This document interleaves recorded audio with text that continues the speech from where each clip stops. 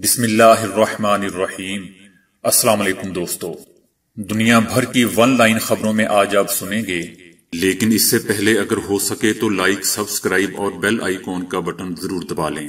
شکریہ۔ سعودی وزارت افرادی قوت نے تحفظ اجرت قانون کے آخری مرحلے کا آغاز کر دیا ہے۔ اس میں ایسے چھوٹے اداروں کو شامل کیا جائے گا جن میں کم سے کم ایک اور زیادہ سے زیادہ 4 ملازمین ہیں۔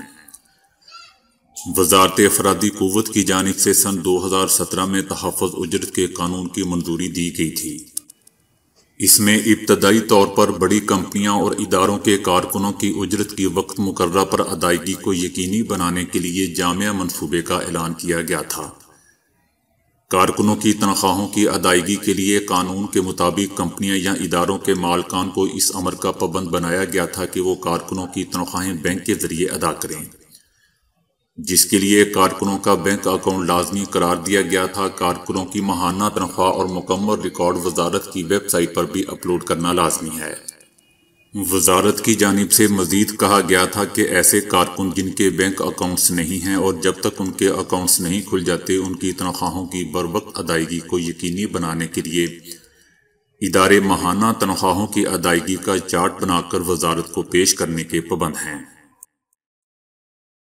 ملائیشیا کے وزیر اعظم محی الدین یاسین نے کہا ہے کہ فلسطینیوں کی جدوجہد کی حمایت جاری رکھیں گے۔ انہوں نے کہا کہ ملائیشیا فلسطینی قوم کے حقوق اور ان کی آزادی کے لیے جاری آئینی جدوجہد کی حمایت جاری رکھے گا۔ ان کا ملک ہر فورم پر فلسطینیوں کے حقوق کی حمایت کرے گا۔ فلسطینی قوم ایک عرصے سے اپنے حقوق کے لیے جدوجہد کر رہی ہے۔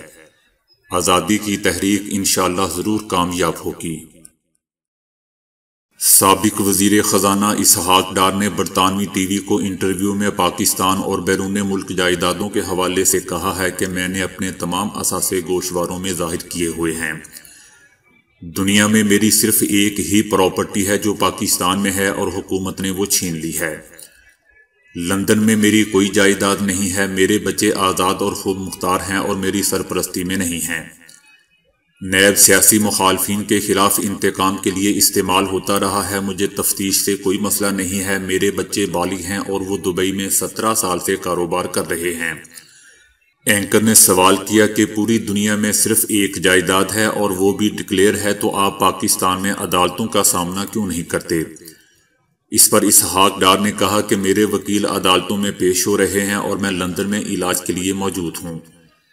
اینکر نے پھر سوال کیا کہ آپ تو یہاں پر 3 سال سے مقیم ہیں، کیا آپ کا علاج اب بھی چل رہا ہے؟ اسحاق ڈار نے جواب دیا کہ جی ہاں، اور پاکستان میں انسانی حقوق کی صورتحال سب کے سامنے ہے۔ سلطنت عمان نے محدود پیمانے پر سیاحتی ویزے بحال کرنے کا اشارہ دے دیا ہے۔ عمان آنے والے ان سیاحوں کو ویزوں کا اجرا کیا جائے گا جو مکمل سیاحتی پیکج بک کروائیں گے۔ بحرین کے وزیر صنعت اور تجارت اور سیاحت کی قیادت میں وزارتی وفد آئندہ ہفتے اسرائیل کا دورہ کرے گا۔ یروشلم میں اسرائیل کے سینئر حکام سے ملاقات کریں گے، جس میں صنعت، تجارت اور سیاحت کے میدانوں میں تعاون پر بات چیت کی جائے گی۔ اسرائیلی حکومت نے وزٹ اسرائیل کے عنوان سے شروع کردہ منصوبے کے تحت افریقی ملک ایتھوپیا سے 2000 یہودیوں کو مقبوضہ فلسطین میں آباد کرنے کے منصوبے پر کام شروع کر دیا ہے۔ ایتھوپیا سے عنقریب 2000 یہودی اسرائیل پہنچیں گے۔ ان یہودیوں کو گزشتہ کچھ اشروں کے دوران اسرائیل میں آباد ہونے کے لیے تیار کیا گیا ہے۔ ایتھوپیا میں کئی اسرائیلی ادارے کام کر رہے ہیں جو یہودیوں کو صہیونی ریاست میں آنے کی ترغیب دیتے ہیں۔ ان تنظیموں اور اداروں میں اسرائیلی وزارت خارجہ اور داخلہ کے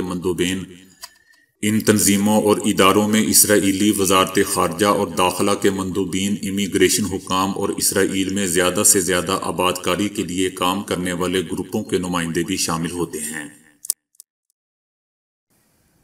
مظاہروں سے تنگ مودی سرکار نے گھٹنے ٹیک دیے ہیں۔ اپنے مطالبات کے لیے احتجاج کرنے والے کسانوں کو مذاکرات کی دعوت دے دی گئی ہے۔ فرانس کی مسلم کونسل اس ہفتے صدر میکرون سے ملاقات کرنے جا رہی ہے تاکہ ملک بھر کے اماموں سے دستخط کروانے کے لیے جمہوری اقدار کے چارٹر میں موجود نکات کی تصدیق کی جا سکے۔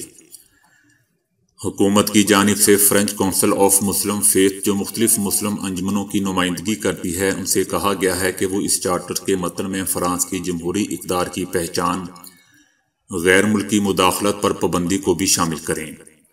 پیرس گرینڈ مسجد کے ریکٹر شمس الدین حافظ کا کہنا تھا کہ ہم سب اس چارٹر اور اس میں کیا کیا شامل ہوگا پر متفق نہیں ہیں۔ ان کا کہنا تھا کہ ہم فرانس میں ایک اہم تاریخی موڑ پر کھڑے ہیں اور ہم مسلمانوں کو اپنی ذمہ داریوں کا احساس ہے۔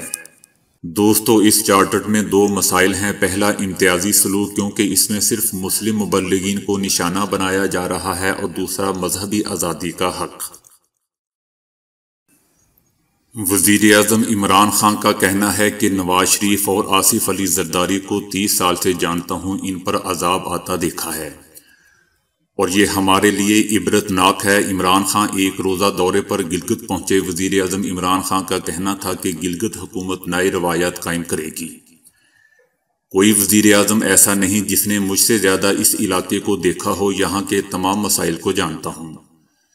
گلگت میں احساس پروگرام لے کر آ رہے ہیں، فی خاندان 10 لاکھ روپے تک علاج کروا سکیں گے، جبکہ گلگت میں سیاحت پر پورا زور لگانے والے ہیں، سیاحت کے لیے سستے قرضے بھی دیں گے۔ وزیر اعظم کا کہنا تھا کہ کسی کو کیا پتا تھا کہ پاناما سے ان کے محلات سامنے آ جائیں گے۔ چوری چھپتی نہیں ہے، ایک جھوٹ کو چھپانے کے لیے 100 جھوٹ بولنے پڑتے ہیں۔ ایسے پیسے کا کیا فائدہ جو آپ کا اور آپ کی اولاد کی تباہی کرتا ہے۔ عمران خان نے کہا کہ ان کے بچوں کو بھی جھوٹ بولنا پڑ رہا ہے۔ کورونا میں لوگ مر رہے ہیں لیکن پی ڈی ایم کمپین کر رہی ہے، کورونا سے اموات ہو رہی ہیں لیکن یہ جلسے کر رہے ہیں۔ وزیر اعظم کا کہنا تھا کہ چوری بچانے کے لیے جلسے کیے جا رہے ہیں، حرام کا پیسہ انسان کو تباہ کر دیتا ہے، تمام بیماریوں کی جڑ ذہنی دباؤ ہے۔ اگر آپ نے ذہنی دباؤ دیکھنا ہے تو کل سابق وزیر خزانہ اسحاق ڈار کی شکل دیکھ لیتے۔ سابق کپتان وسیم اکرم آخرکار ساحل سمندر کے بدلے حالات دیکھ کر خوش ہو گئے۔ سماجی رابطے کی سائٹ پر وسیم اکرم نے ایک ویڈیو شیئر کی ہے جس میں انہوں نے وہاں پر جاری صفائی مہم کو سراہا ہے۔ ان کا کہنا تھا کہ یہاں آ کر بہت اچھا محسوس ہو رہا ہے، بڑی زبردست صفائی ہے۔ ساحل کی صفائی پر میں کراچی والوں کے ساتھ ان لوگوں کو بھی مبارکباد دیتا ہوں۔ وسیم اکرم نے طنزیہ لہجے میں کہا کہ مان لیتا ہوں کہ گند ڈالنے والے چند لوگ ہیں جو کراچی کے نہیں، وہ چاند سے آتے ہیں، تاہم اب ساحل بہت خوبصورت لگ رہا ہے اور ہم باہر سے آنے والوں کو بھی دکھا سکتے ہیں۔ اب اسی طرح ہی ہم نے ذمہ داری دکھا کر اسے صاف رکھنا ہے۔ بھارتی کپتان کوہلی نے آسٹریلیا کے خلاف تیسرے ون ڈے میں 12,000 رنز کا پہاڑ عبور کر لیا۔ ون ڈے کرکٹ میں تیز ترین 12,000 رنز مکمل کر کے سچن ٹنڈولکر کو پیچھے چھوڑ دیا۔ کوہلی نے 242 اننگز میں جبکہ ٹنڈولکر نے 300 اننگز میں 12,000 رنز بنائے تھے۔ اس فہرست میں رکی پوائنٹنگ 314 اننگز کے ساتھ تیسرے نمبر پر ہیں۔ سویڈن کے دارالحکومت میں اپنے بیٹے کو 30 سال تک اپارٹمنٹ میں قید رکھنے کے الزام میں 70 سالہ ماں کو گرفتار کر لیا گیا ہے۔ سویڈش میڈیا کے مطابق اس شخص کے ایک رشتہ دار نے اس حوالے سے حکام کو آگاہ کیا۔ 40 سالہ شخص اپارٹمنٹ کے فرش پر ایک کمبل پر پڑا ملا۔ اس کے منہ میں دانت نہیں ہیں اور نہ ہی وہ بولنے کے قابل ہے۔ مذکورہ شخص کو ہاسپٹل میں داخل کر دیا گیا ہے اور اسے سرجری کی اشد ضرورت بتائی جا رہی ہے۔ مقامی اخبارات کا کہنا ہے کہ اپارٹمنٹ سے ملنے والے شخص کو 12 سال کی عمر میں اسکول سے نکال لیا گیا تھا۔ مذکورہ شخص کی ماں کو اپنے بیٹے کو حبس بے بیا میں رکھنے کے الزام میں گرفتار کر لیا گیا ہے۔ گرفتار ہونے والی ماں نے بیٹے کو قید رکھنے اور اس پر جسمانی تشدد کرنے کے الزام کی تردید کی ہے۔ اس کے علاوہ تاحال اتنے طویل عرصے کے لیے ماں کی جانب سے بیٹے کو قید رکھنے کے اسباب بھی معلوم نہیں ہو سکے ہیں۔ برازیل میں ایک واردات میں ایک ڈرامائی موڑ اس وقت آیا جب پولیس کا مقابلہ کرنے والے چور لوٹا ہوا مال ہی چھوڑ کر فرار ہو گئے۔ سوشل میڈیا پر اس واقعات کی وائرل ہونے والی ویڈیوز اور تصاویر میں ہولناک مناظر دیکھے جا سکتے ہیں۔ پولیس سے اس شدید مقابلے کے دوران یہ چور اپنی جان تو بچانے میں کامیاب ہو گئے لیکن بینک سے نقد رقم کی گٹھیاں سڑک پر چھوڑ کر فرار ہو گئے۔ شہریوں نے سڑک پر موجود بکھرے نوٹوں سے خوب انصاف کیا اور جس کے ہاتھ جو اور جتنا لگا لے کر چلتے بنے۔ پولیس چوروں کو تو گرفتار نہ کر سکی، تاہم سڑک پر بکھرے نوٹوں اور نقدی کو جمع کرنے والے 4 شہریوں کو ضرور پکڑ لیا۔ اس واردات میں 30 چور ملوث تھے۔ پاکستانی کرنسی میں یہ رقم کم و بیش 2.5 کروڑ روپے بنتی ہے۔ مقناطیسی میدان میں انسانی پٹھوں اور مسلز کو درست اور صحت مند بنانے والا ایک مالیکیول دریافت ہوا ہے۔ نیشنل یونیورسٹی آف سنگاپور کے سائنسدانوں نے اس کی دریافت کے بعد امید ظاہر کی ہے کہ یہ مالیکیول کمزور اور بزرگ افراد کے پٹھوں کو مضبوط بنانے میں اہم کردار ادا کر سکتا ہے۔ اسی طرح بیماری کے بعد ہونے والی کمزوری کو بھی اس سے دور کیا جا سکتا ہے۔ ماہرین یہ دیکھ رہے تھے کہ مقناطیسی میدان کے ہمارے جسم کے پٹھوں پر کیا اثرات ہو سکتے ہیں۔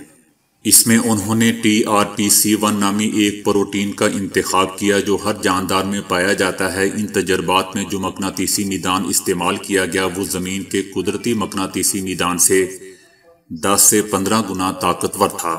اس عمل میں پٹھے اور عضلات مضبوط ہوتے دکھائی دیے۔ اسی طرح مقناطیسی میدان سے جسم کی چربی گلانے کا کام بھی لیا جاتا رہا ہے۔ اب معلوم ہوا ہے کہ ہمارے پٹھوں میں موجود TRPC1 مقناطیسی میدان میں سرگرم ہو کر پٹھوں کی افزائش بھی کر سکتا ہے۔ صدر ٹرمپ نے اپنے پہلے انٹرویو میں اس بات کا اشارہ دیا ہے کہ وہ جو بائیڈن کی کامیابی کو تسلیم نہیں کریں گے اور نہ ہی ووٹنگ میں فراڈ کے حوالے سے اپنی سازشی نظریے کو ترک کریں گے۔ انٹرویو کے دوران ان کا کہنا تھا کہ ایسا نہیں ہے کہ آپ میرا ذہن تبدیل کریں گے، میرا ذہن 6 مہینے میں تبدیل نہیں ہوگا۔ انہوں نے اپنا دعویٰ دہرایا کہ اس الیکشن میں دھاندلی ہوئی ہے۔ صدر ٹرمپ کی جانب سے امریکی انتخابی نظام پر حملوں کے باوجود دوستوں ان کی قانونی ٹیم ابھی تک الیکشن سے متعلق کوئی ثبوت مہیا نہیں کر سکی ہے۔ صدر ٹرمپ نے سپریم کورٹ کے بارے میں بھی سوال اٹھایا۔ ان کا کہنا تھا کہ سپریم کورٹ کو ہمیں سننا چاہیے، کوئی چیز وہاں تک پہنچنی چاہیے، ایسا نہیں ہو تو پھر سپریم کورٹ کیا ہے؟ صدر ٹرمپ نے شکایت کی کہ جسٹس ڈپارٹمنٹ اور FBI ان کی مدد نہیں کر رہے ہیں۔ تو دوستو آج کے لیے اتنا ہی۔ ویڈیو کو لائک اور شیئر کرنے کا بہت بہت شکریہ۔